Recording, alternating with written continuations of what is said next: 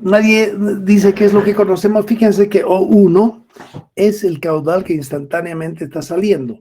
Si tenemos como dato que empezamos el problema con embalse lleno, entonces O1 es 0, porque el tirante es 0, ¿no es cierto? Entonces acá pongo 0 nuevamente, más O2. O2 es el caudal que instantáneamente sale al final de la hora, y es justo eso lo que no conocemos. Entonces, eso lo colocaremos, bueno, O2 de la misma manera podemos decir O2 sobre 2. Este O2 en realidad no lo conocemos entonces, ¿ya? ¿Esto es igual a qué?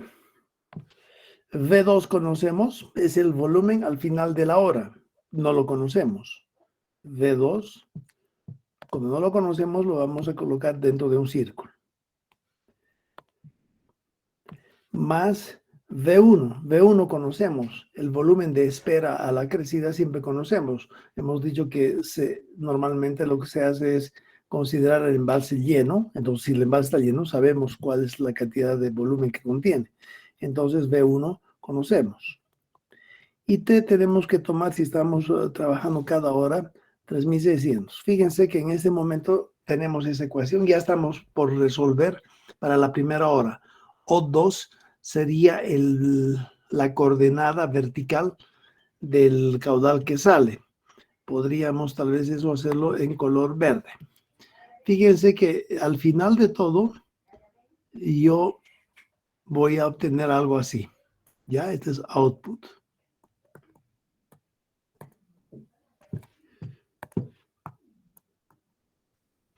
Ya, en este momento tenemos una ecuación con dos incógnitas y a partir de aquí podríamos darnos métodos para poder resolver.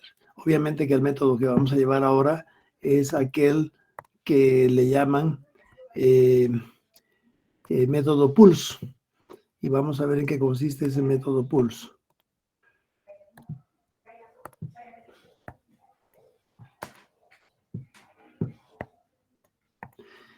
Estoy teniendo dificultad en los colores, ya.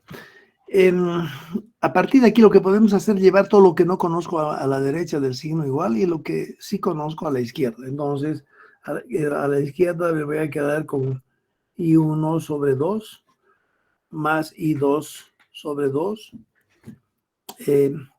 menos O1 sobre 2 que se conoce también. Y a esto le voy a añadir más V1 que conozco sobre T.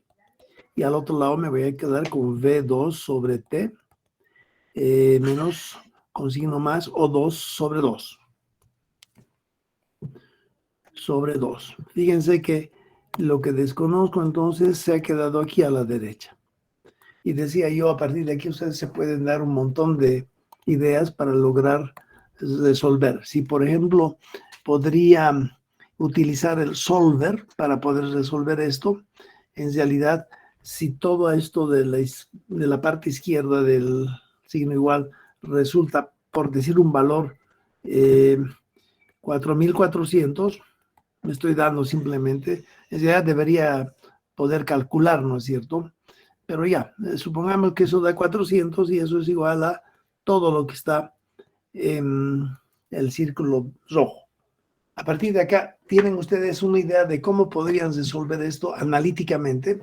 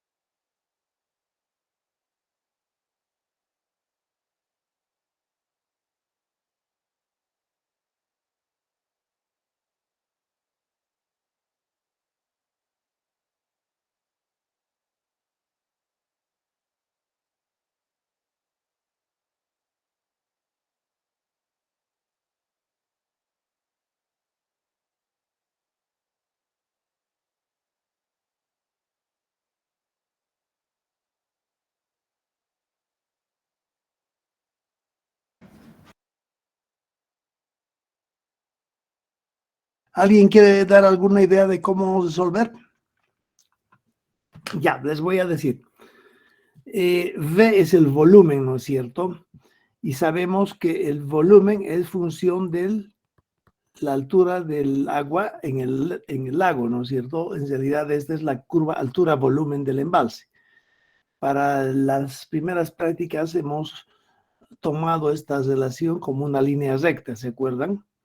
En realidad esta relación en Corani es una curva de quinto grado, pero para hacerlo fácil, si es que toda la operación va a suceder de la cresta del vertedor hacia arriba, entonces para ese rango de valores que al final van a resultar, lo que hacemos es adoptar esa partecita de la curva, ¿se acuerdan?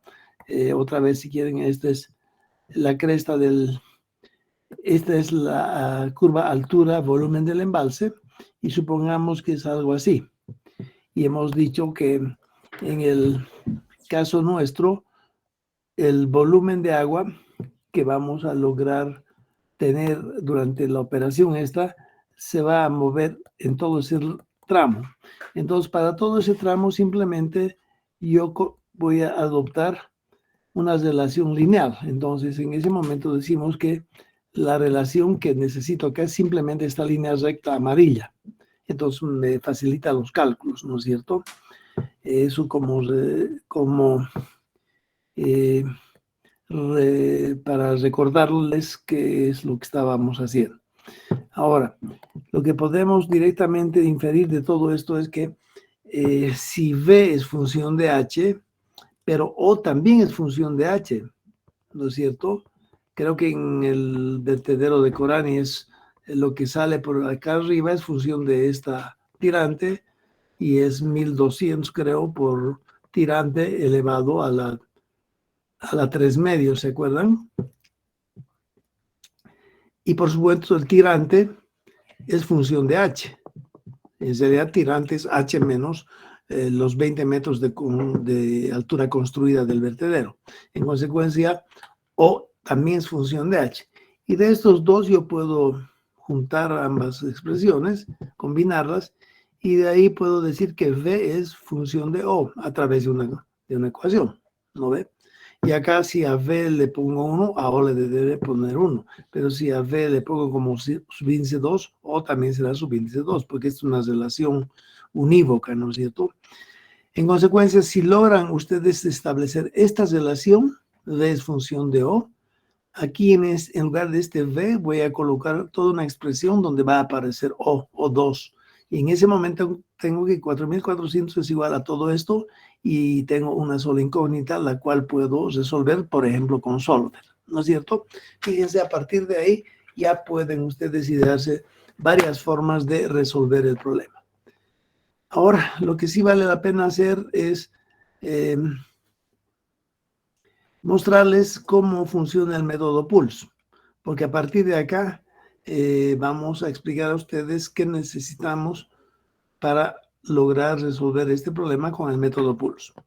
Lo que hacemos es hacer un paréntesis y a partir de ello simplemente elaborar nuestra tablita, una tablita al margen de todo el problema. Yo me voy a dar valores de H, ¿no es cierto?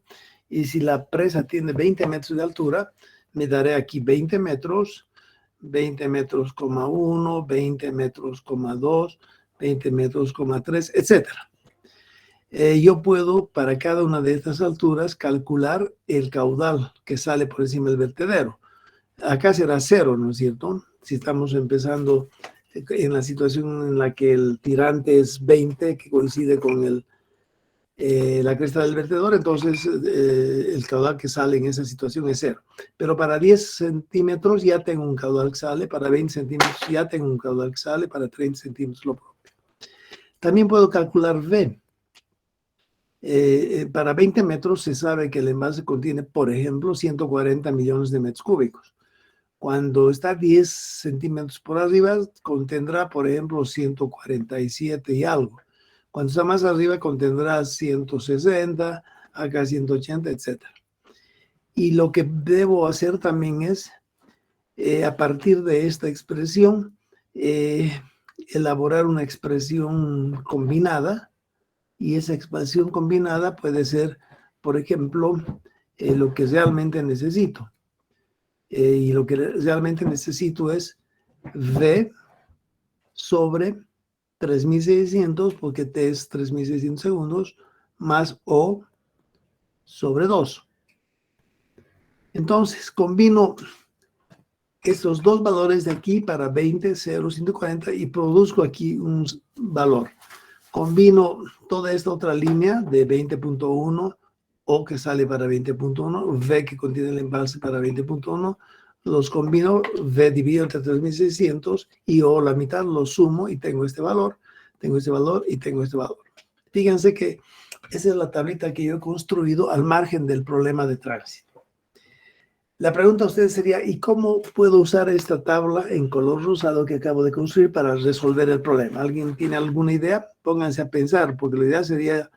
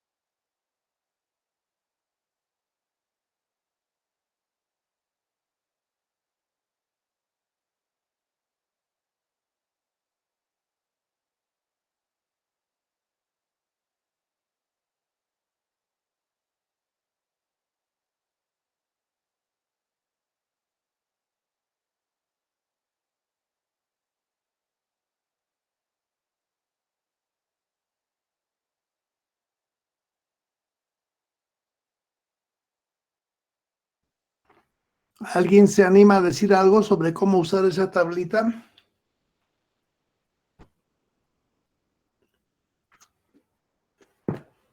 Ingeniero, Adelante. ¿se puede obtener una función que relacione las dos variables y cumpla con la igualdad buscada? Ya, eso es correcto. Pero la pregunta era, ¿cómo podría yo darle uso a esta tabla que acabo de construir? Lo que usted dice está correcto. Obviamente en esa expresión donde tenemos 4400 igual a V2 sobre T más O2 sobre 2, este T va a ser 3600, ¿no ve?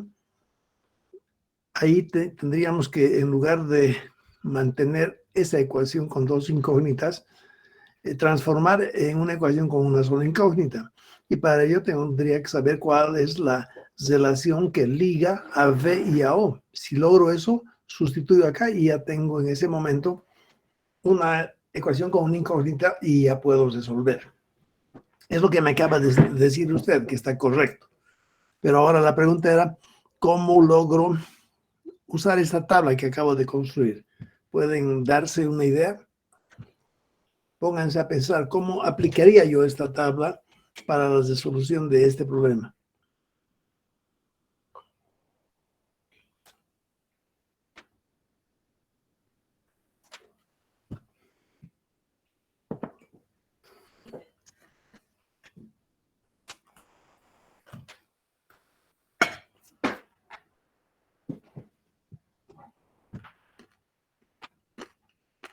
¿Ninguna idea?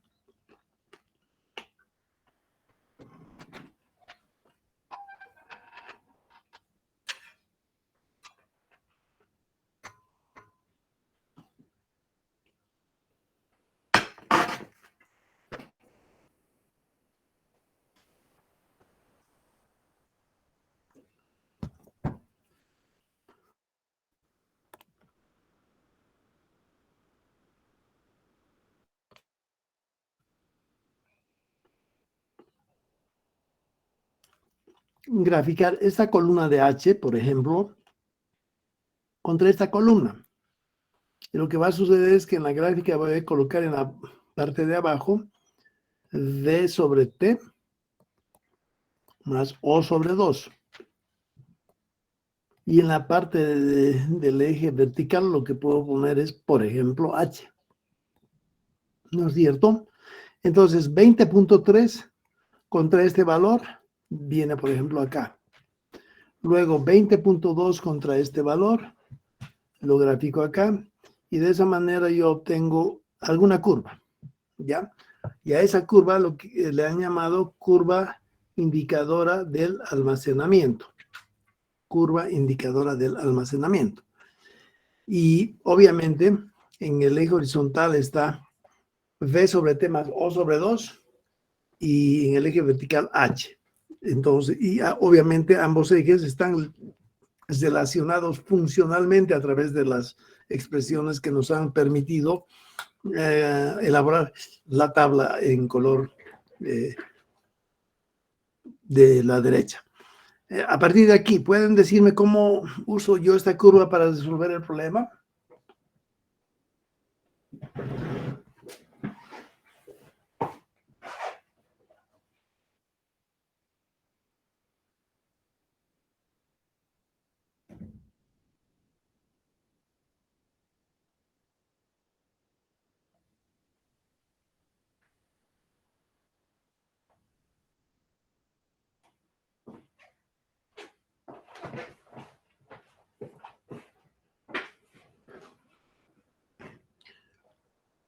¿Alguna idea o ninguna idea? Entonces yo se los digo. Fíjense, hasta este momento cuando retorno al problema, he hallado que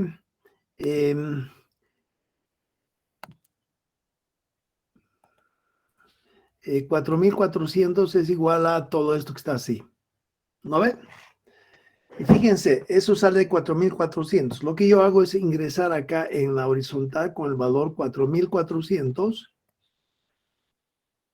a la curva y directamente leo acá el H2 correcto. Y de un tirón he resuelto el problema.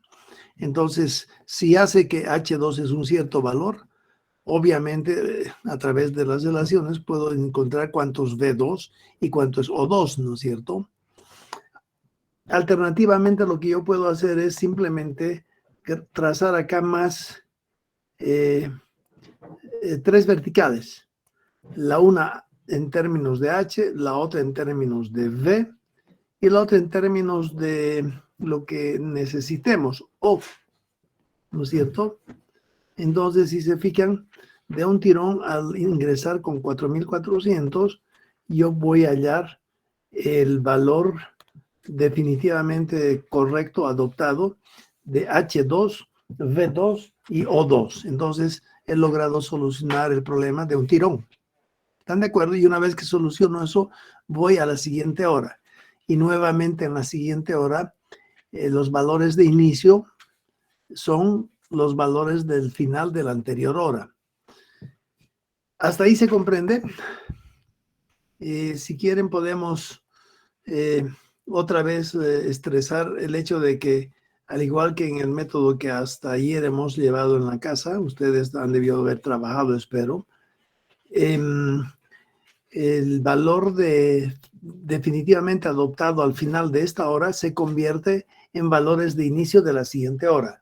Eso significa que la solución de este problema tiene que ser hecha en forma recursiva.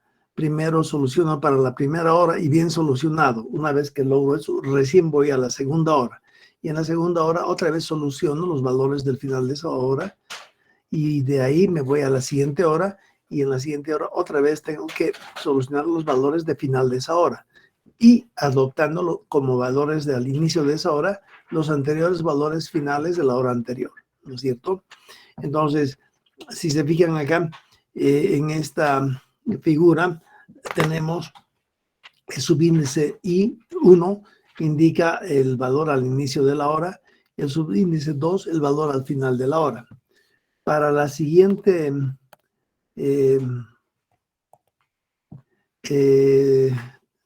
la siguiente hora, este valor se convierte en 1 y tomo el siguiente como el valor de la segunda hora, ¿no es cierto? Después tomo el resultado 2, lo convierto en 1 para la siguiente hora. Y así voy avanzando hora tras hora.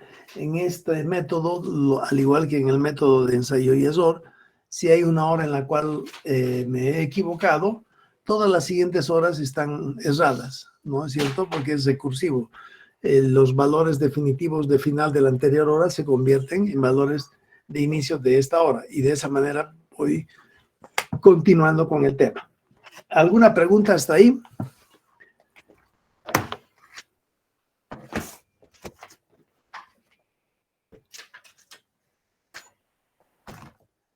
¿Ninguna pregunta o qué hacemos? Continuaremos con más. Dije sobre las otras, los otros ejes en la curva. ¿Podría explicar nuevamente? Esto de acá, ¿están viendo otra vez la pantalla? Sí. Lo que pasa es que aquí ya he borrado los valores de la tabla, pero los voy a mostrar nuevamente en color verde, digamos. Acá me doy un H, ¿verdad? Y H voy incrementando desde la cresta del vertedor hacia arriba. Primero el vertedor se encuentra a los 20 metros. Si se encuentra a los 20 metros, lo que sale en ese instante por encima del vertedor es 0, porque tira ante 0. Conozco el volumen en ese momento, que en algunos de los problemas dijimos era como 140 millones de metros cúbicos. OIV, ¿no ve? Después me doy un siguiente valor, 20,4, digamos. Calculo el caudal que sale por encima del vertedero a condición de que el tirante sea 40 centímetros, conozco. Y conozco, en base a la curva altura-volumen, el volumen que contiene el lago en la cota, debajo de la cota 20.40, conozco. Después me doy por decir 20,6 u 8 si quieren.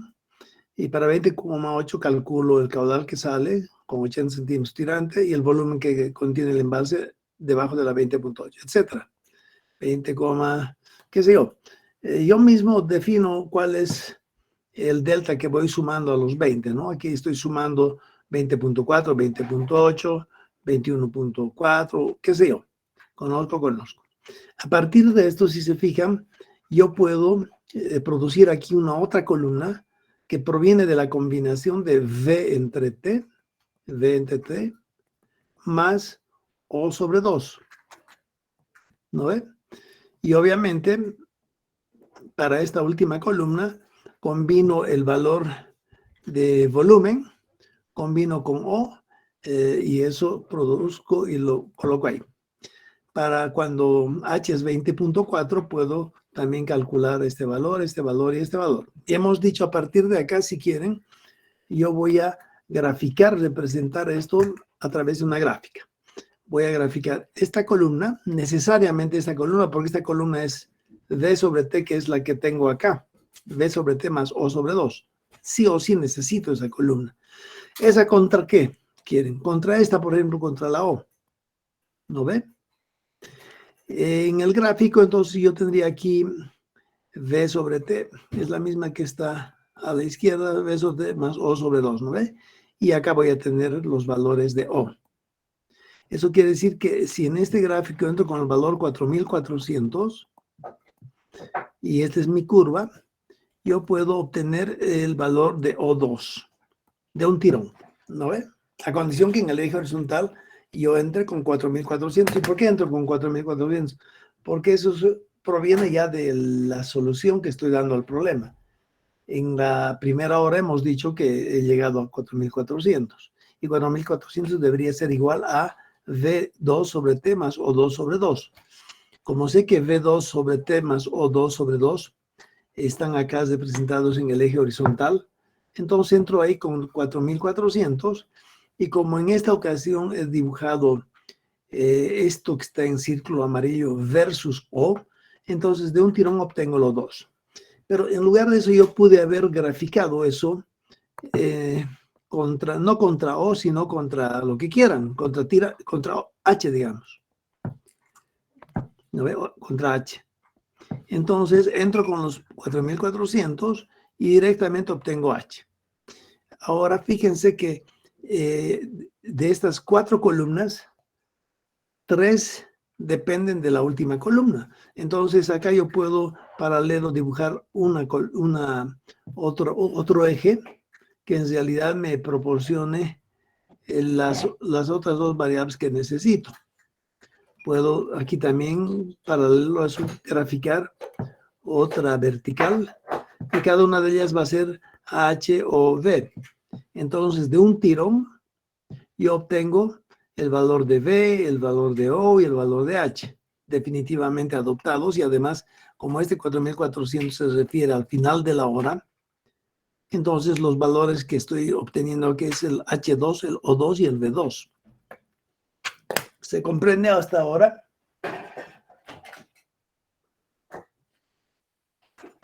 Sí, ahora sí. Ahora, fíjense que este método ha sido elaborado hace muchísimos años.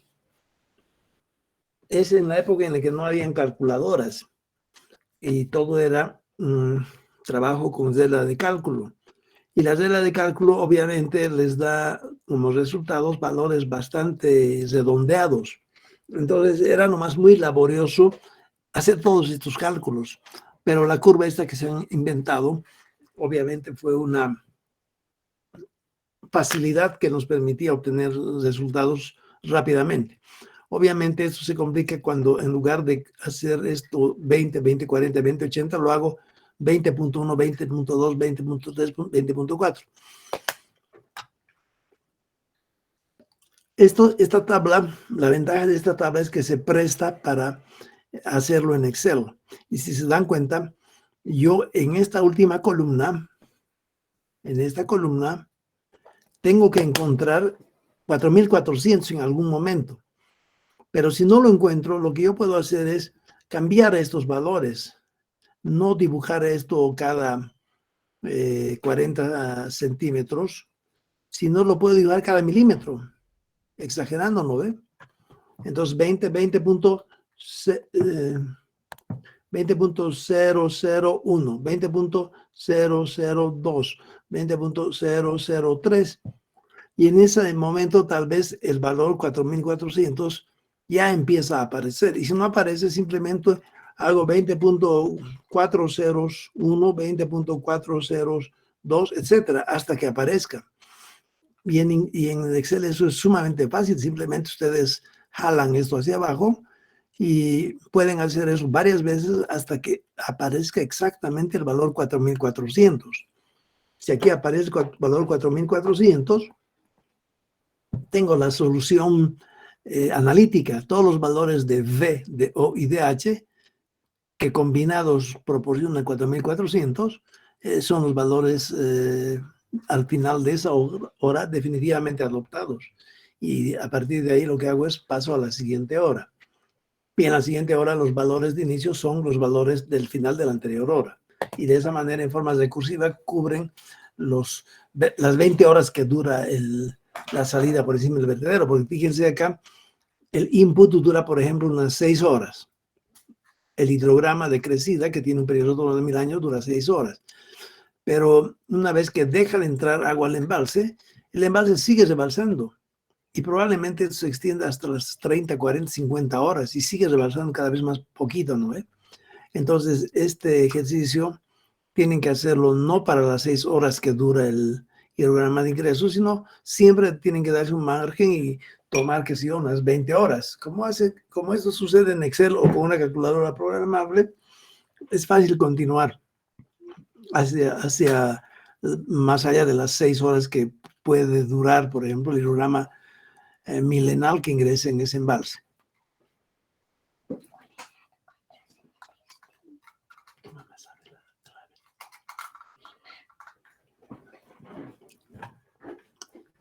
¿Hasta ahí se entiende? Bueno, en este tema voy a subir ahora, después de que termine la clase, al Classroom, un texto que un poquito habla de la parte teórica de esto.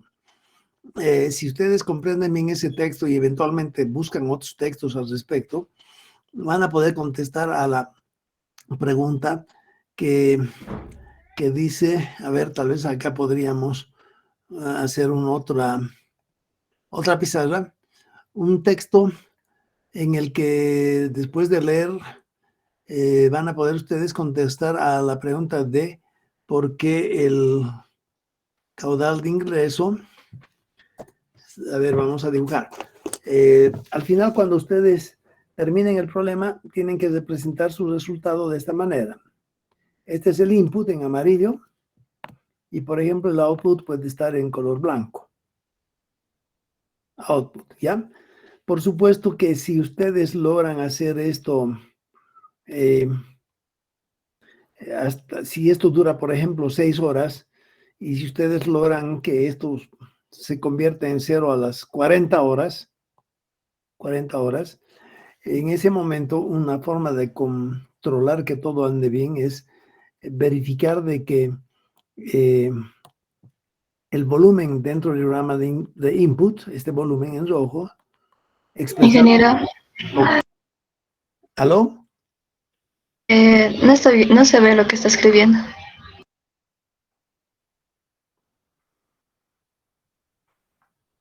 Tienen que decirme, porque si no... En amarillo, el input es el hidrograma que tiene un pico 1000 años periodos de retorno que ingresa en el embalse por la cola. Y en blanco, el output es el hidrograma, o si era en el caudal en función del tiempo, que sale por encima del vertedor. Si supongamos hecho todo hasta las 40 horas, fíjense, a las sexta hora dejen de entrar agua, pero yo continúo haciendo los cálculos hasta la hora 40. Cuando hablo de continúo haciendo los cálculos, me refiero a cualquier método. Método analítico, método ensayo y error, y el que estamos llevando también. Una vez que he logrado terminar el tránsito, una forma de controlar es que yo calcule el volumen que trae el hidrograma de ingreso, achurado en rojo. Ese volumen debería ser exactamente igual al volumen del hidrograma de salida, que lo estoy achurando en amarillo, perdón, en blanco, ¿no es cierto? Volumen tiene que ser igual a volumen, ¿no es cierto? Porque al final no estamos considerando pérdidas por infiltración en el vaso del embalse. Como duran unas cuantas horas, tampoco consideramos la evaporación que existe desde la superficie del embalse. Entonces, esa sería una forma de controlar. Normalmente esta forma de controlar no se la hace porque esto supone que debamos hacer los cálculos hasta la hora, por ejemplo, a la hora 40, ¿no ve? Pero como es muy laborioso hacer hasta la hora 40, normalmente no se hace este control. Lo que sí sirve de control es que el pico del hidrograma de salida, fíjense, el pico está acá, ese es el pico del hidrograma de salida, del output. Ese pico tiene que coincidir con la bajada amarilla del hidrograma de ingreso. Por ejemplo, si ustedes hallaran esta situación, acá tenemos el hidrograma que ingresa, y si el hidrograma que sale del embalse ustedes lo establecen de esta manera, aquí está el pico del hidrograma del output, no coincide con la bajada amarilla, entonces esto está mal. Otra posibilidad es que cuando el resultado que obtienen se parece, por ejemplo, a esto, por ejemplo, ese es el pico, también está mal. La única situación que está correcta aquí es la de arriba, que indica que el pico del hidrograma en color blanco, que es el output, la salida por encima del vertedero, coincide con la bajada del hidrograma de ingreso que está en amarillo. ¿Por qué sucede eso? Van a poder contestar cuando logren leer la teoría y a veces es pregunta de examen, entonces tienen nomás que lograr explicar bien por qué sucede eso. Hasta ahí hay preguntas. Ahora fíjense, Estamos considerando esto a partir del ejemplo que hemos dado de un hidrograma que sale del envase a través del vertedero, ¿no es cierto? Eso lo tenemos acá. Si esto es el vertedero, entonces por aquí sale el hidrograma de egreso, output. Otra situación es, por ejemplo, esta, en la que lo que tenemos es la salida por abajo, no por arriba, sino por abajo, y acá tenemos el nivel del agua. Acá también se produce un hidrograma de salida. ¿Se dan cuenta la situación en ambas, arriba y abajo? Arriba solamente estamos considerando el rebose que existe por encima del vertedor de excedencias superficial. En cambio, en esta figura de abajo, el agua sale por un desagüe de fondo. Entonces,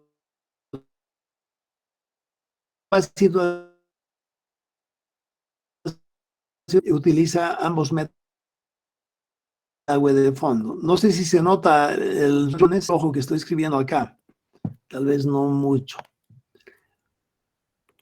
Arriba tendremos vertedero o vertedor de excedencias. Vertedero, ¿no es cierto? Y abajo tenemos, obviamente, desagüe de fondo. Pero la técnica del tránsito en ambas situaciones es la misma. Este es un desagüe de fondo. Ahora, en este tema, desagüe de fondo, tienen que poder realizarse de que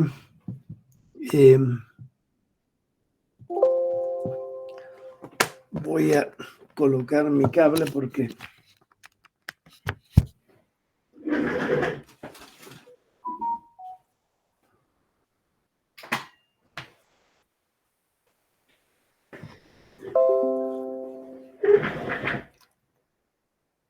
ya. Voy a un poquito hablar sobre el tema de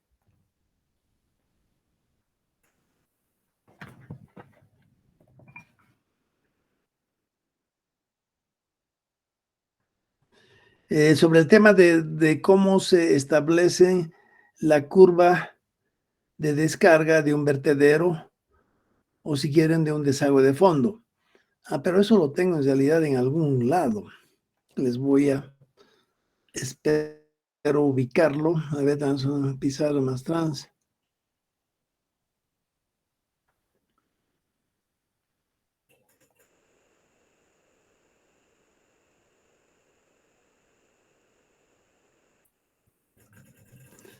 Fíjense, yo tengo acá un vertedero.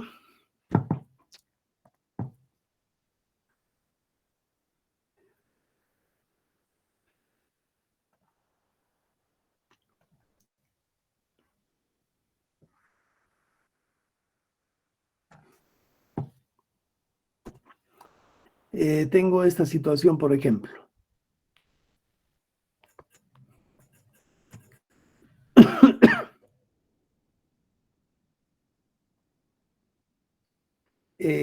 Arriba el vertedero tiene una distancia L,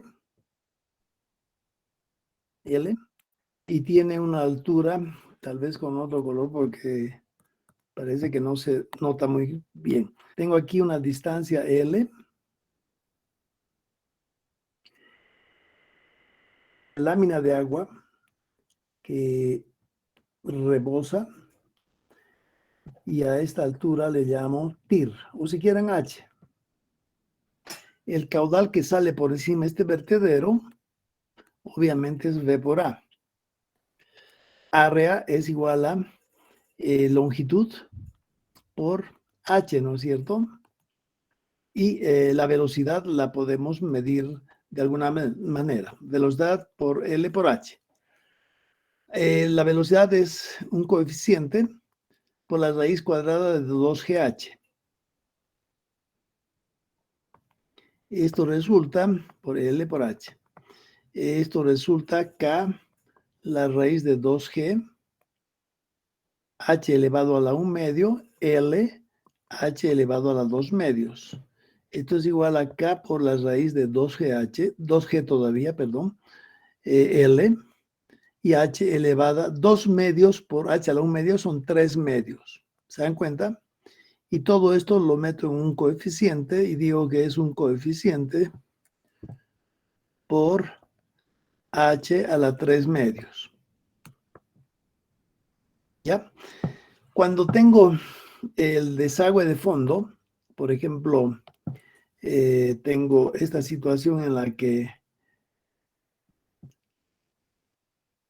sale el agua de esa manera. Aquí tenemos H desde el tubo hasta la superficie de agua, eso le llamo H acá. Y acá lo propio, Q es V por A, y Q entonces es igual a V es nuevamente un coeficiente K, raíz de 2GH, por L por H. L por H. Fíjense que L por H es válido para el caso de un vertedero de excedencia superficial. Acá en realidad H puede ser,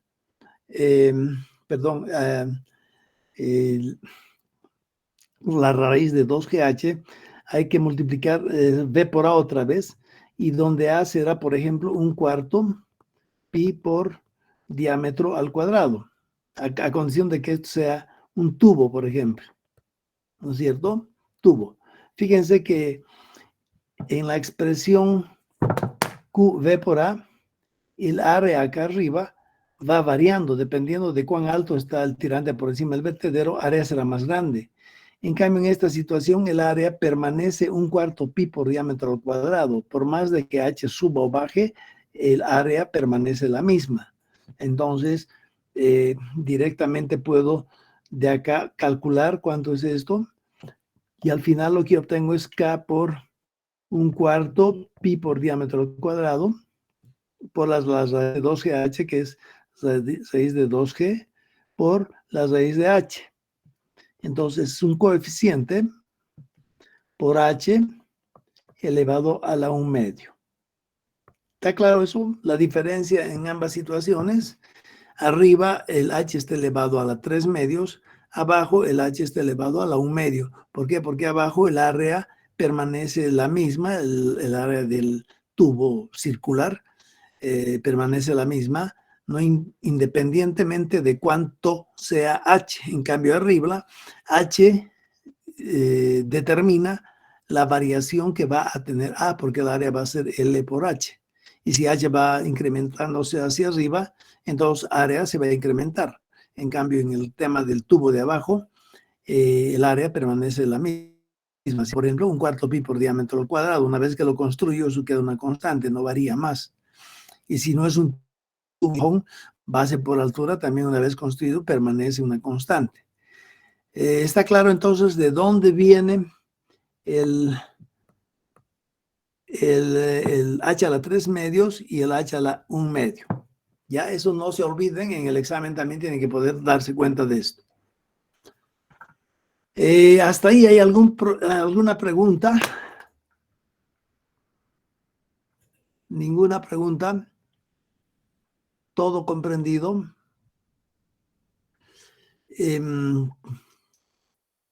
Fíjense que también hay la posibilidad de que el tránsito suceda a través tanto de del vertedero de excedencias, y paralelamente a ello también suceda a través del desagüe de fondo. Fíjense, si yo tengo una situación en la que el embalse tiene un vertedero de excedencias y un desagüe de fondo, y aquí tenga yo el agua, y acá tengo el caudal de salida de vertedero, que en el caso de corrientes más o menos 1200 por tirante elevado a la 3 medios, ¿no es cierto? Actualmente ese 3 medios ya es diferente, porque ya hemos explicado que ese embalse, como tiene varios años de existencia, más de 50, la rugosidad de del vertedero ya ha cambiado y en consecuencia las fórmulas matemáticas de hidráulica que indican que esto debería ser elevado a la 3 medios, que es lo que acabamos de mostrar ahorita, ya no sucede ahí, así. Entonces es indicativo nomás. Y el desagüe de fondo, desagüe, y esto puede ser, por decir, 50 veces tirante a la 1 medio, ¿no es cierto? En la primera hora, cuando hacemos el tránsito, el volumen al final es el volumen que había al inicio, más lo que ingresa, sabemos que eso es un dato, menos lo que sale.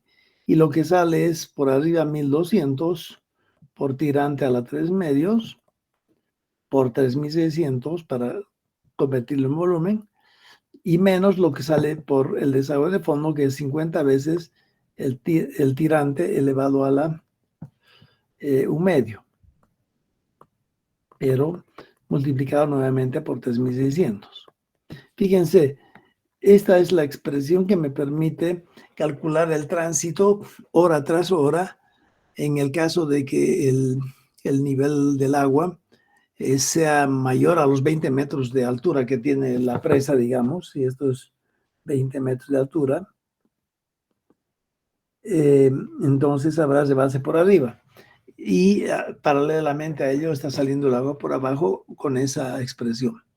Obviamente el momento en que el tirante de acá arriba disminuya, baje de los 20 metros, a partir de ese instante el caudal estará saliendo solamente por el desagüe y no también por el vertedero. Y en ese momento habrá que cambiar la expresión. Esto, por supuesto, tienen nomás ustedes que darse cuenta, ¿no? ¿Hasta ahí hay preguntas?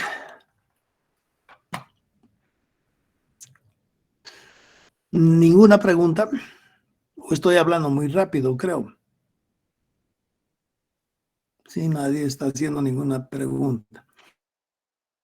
No los que sigamos avanzando con el llevado hoy es suficiente. Creo que llevemos más métodos a partir de ahora. Con estos dos que acabamos de mostrar, hemos terminado el tema de tránsito a través de un embalse. Lo que vamos a hacer es subo por un lado a Classroom la teoría de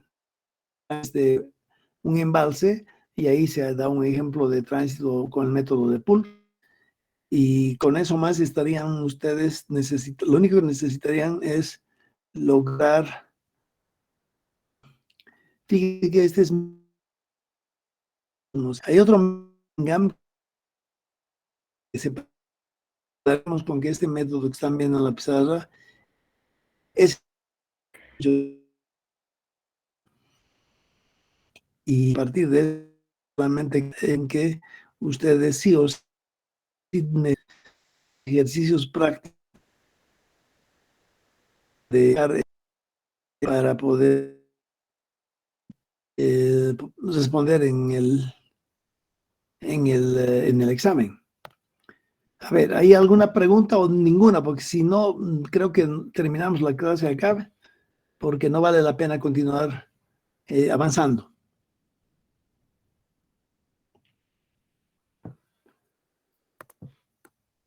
Parece que se han quedado dormidos todos, ¿no?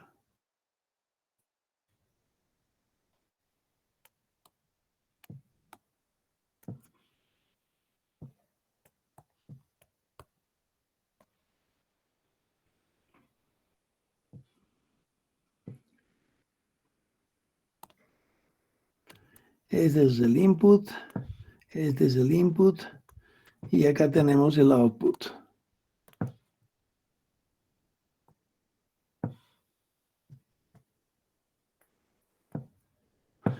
Bueno, entonces si no hay preguntas, dejaremos aquí la clase y yo los veo en la próxima clase que sería el sábado. Estén atentos porque voy a subir al Classroom también un ejemplo para que empiecen ustedes a resolver con el método de Pulse. hagan mucha práctica con esto para que el día del examen no tengan problemas. ¿Ya? ¿Hay preguntas?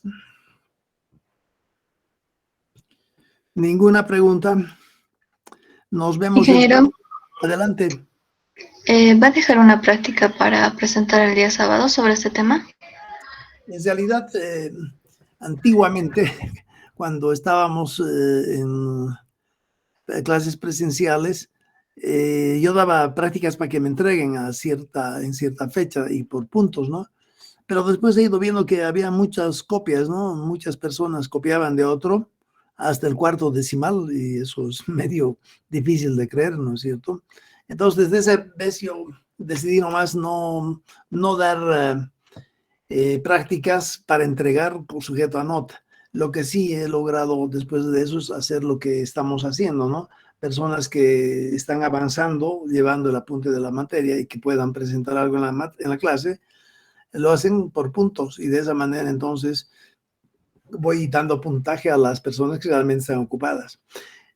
Por supuesto, la práctica que voy a subir a Classroom es para que logren hacerla y eventualmente presentar o decir qué les parece por puntos, pero los que no lo hacen, pues no hay problema, no hay problemas realmente. Entonces, lo que suba al Classroom, intenten hacerlo porque eso les ayuda, ¿no? Ya, ¿hay más preguntas? ¿Ninguna pregunta? No quiero seguir avanzando porque no tiene sentido. Ya, entonces los veo la próxima clase y cualquier cosa ustedes tienen que preguntar, no hay otra.